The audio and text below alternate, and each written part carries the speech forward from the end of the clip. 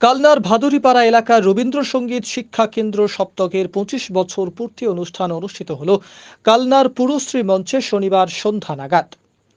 এদিনের এই সঙ্গীত শিক্ষা কেন্দ্রের বাৎসরিক অনুষ্ঠানে হাজির হয়েছিলেন কালনার বিধায়ক দেবপ্রসাদ বাগ। দেবপ্রসাদ বাবু তিনি এদিন বলেন, আপনারা সকলেই শিল্পী, কোনো শিল্পীর মধ্যে দলাদলি রাখবেন না। আর আমাকে আপনাদের যদি কোনো প্রয়োজনে লাগে তাহলে নির্দ্বিধায় আমার কাছে আপনারা সেটি বলতেও দ্বিধাবোধ করবেন না। আমি আপনাদের সর্বদাই পাশে রয়েছে।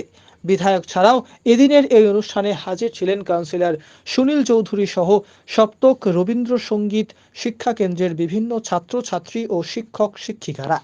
আমি দেখেছিলাম যে আপনাদের নিজেদের মধ্যে প্রচুর প্রতিযোগিতা, কারণ প্রত্যেক শিল্পী চাই 7টা থেকে 7:30টার মধ্যে অনুষ্ঠানটা করব। আর রাত্রি 9টা বেজে গেলে পরে 9টার পর যিনি গান গাইছেন তিনি শ্রোতা আর তিনি একমাত্র গায়িকা, এটাই হতো আর কি। যাই হোক, আমি সকলের কাছে কোনো প্রতিযোগিতা একদম ঠিক থাকা উচিত, কারণ প্রতিযোগিতা না থাকলে বলতে এগোনো যায় না। কিন্তু সব থেকে যেটা খারাপ থাকে যে দড়ি টানাটানিটা বড্ড বেশি। মানে আমাদের কাছে অনুরোধ করবো, যেহেতু আপনারা তো যারা নিচে বসে রয়েছেন প্রত্যেকে তো শিল্প জগতের মানুষ, তারা আমরা রাজনৈতিক জগতের মানুষজন দড়ি টানাটানি করবো, এটাই স্বাভাবিক। কারণ আমি সুনীল কাকে উত্তর দেবো না, সুনীল কাকে আমাকে উত্তর দেবেন, এটাই স্বাভাবিক। কিন্তু আপনাদের মধ্যে যদি দড়ি টানাটানি হয় তাহলে জিনিসটা খুব খারাপ জায়গায় যায়।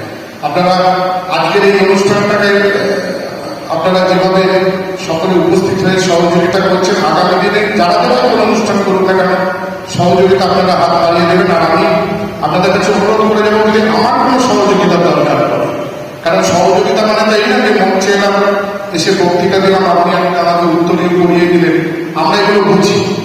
যদি অনুষ্ঠান করতে গিয়ে যদি আর্থিক কোনো সহযোগিতার প্রয়োজন হয় আমাকে বলবেন, নির্দ্বিধা আমি আপনাদের কাছে আছি। আর অনুষ্ঠানে যে আমি যে কথাটা ক্ষেত্রে বলবার চেষ্টা করি, দেখুন ভাববার কোনো কারণ নেই যে আমরা এই ধরনের অনুষ্ঠানে কোনো অর্থ সহযোগিতা নিজেদের পকেট থেকে করি। আপনারা জানেন যে আমি একটা উৎসব করি, উৎসবটা প্রায় করতে করতে আজকে বোধ হয় 13-14 বছর ধরে পদার্পণ করেছে। আমরা যদি কোনো মানুষের কাছে গিয়ে অর্থের সাহায্যের কথা বলি তারা কিন্তু দেয়, কারণ এখন তো বিধায়ক আছে ওই জন্য দেয়, যখন থাকবো না তখন হয়তো দেবে না। তা আপনারা যদি কোনো অনুষ্ঠান করবার জন্য সেই মানুষগুলোর কাছে গেলে পরে তারা যত না সহযোগিতা করবে, আমরা যদি বলি যে সিন্দাটিকে পাঠাচ্ছি, তার একটা অনুষ্ঠান আছে, এই কাজটা আপনাদেরকে করে দিতে হবে, তারা দেখবেন বেশি সহযোগিতা করবেন, ওনার জন্য না আমার জন্য। তাই এই কথাটা খোলাখুলিভাবে বললাম যে আপনারা যদি কোনো সংস্থা যদি এই ধরনের অনুষ্ঠান করতে গিয়ে যদি আমার যদি সহযোগিতা লাগে এই অর্থে হচ্ছে, আপনারা বলবেন, আমি নিশ্চয়ই আপনাদের কাছ থেকে করব।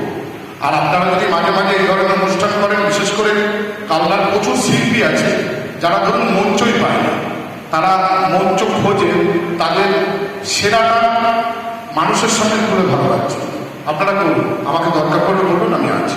নমস্কার।